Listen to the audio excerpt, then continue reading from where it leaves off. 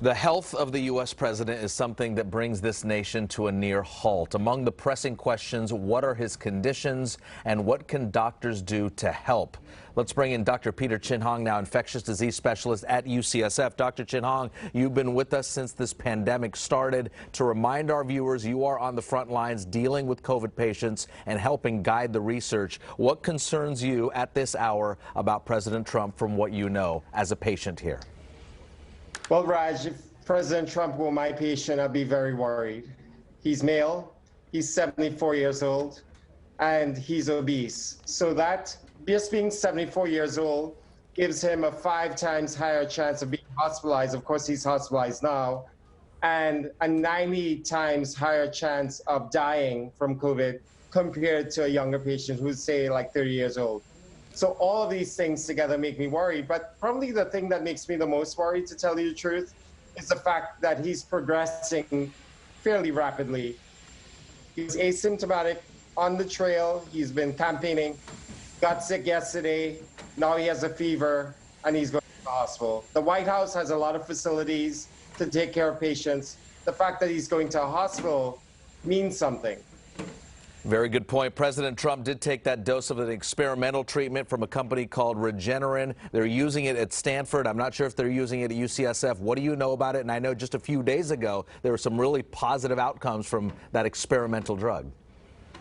Well, as you said, Raj, it's experimental. So essentially, it's the same idea as convalescent plasma. You take the fighting cells, except you take the elite cells and you engineer them and you make lots of them in a company, in a factory. And then that purified form is then given to patients in a more standardized way. So that's the idea. You stun the virus into submission.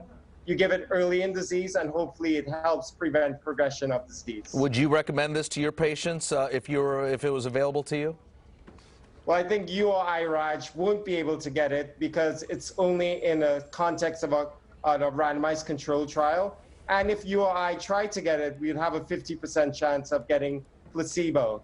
I mean, that's kind of the reality. So it is a good idea, plausibly, but we don't really know if this engineered antibody would actually work. From a medical point of view, Dr. Chin-Hong, at what point will we know? What's the next checkpoint for President Trump? Is it 2 days from now, 6 days from now? When's the next checkpoint, whether he goes for a turn for the worse or hopefully a turn for the better?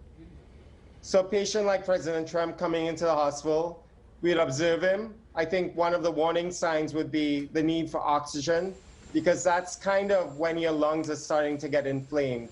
And what we normally see is, like, after about 7 to 10 days, people can, what we call falling off the cliff, which is that they suddenly need a lot of oxygen. They may need to get a breathing tube, get put in the ICU. That leads to a lot of other untoward effects later on. Last question, the health and concern of Vice President Pence and even the candidate now, Joe Biden, they've tested negative. Could that change, though, from the same batch here? Yeah, so it takes about anywhere from 4 to 7 days to incubate the virus. But, you know, it was an indoor setting. There was a lot of shouting involved, but it was probably a lot of good ventilation.